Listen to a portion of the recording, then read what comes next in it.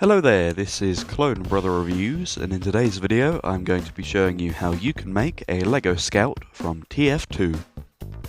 Starting off, the legs and the hat come from this police officer, the torso I used came from this Bart Simpson, and to complete our figure we have the head from this Mercedes driver.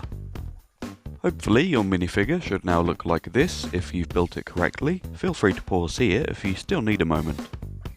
Overall, this is a pretty simple figure, but I thought the idea would be fun, so I just thought I'd roll with it. If you enjoyed this video, make sure that you've liked it and subscribed to the channel if you haven't done either of those already, and I'm always open to suggestions if you have any. I've made plenty of other odd characters in the past, so if you'd like to check those out, they should be on the end screen for you in a playlist.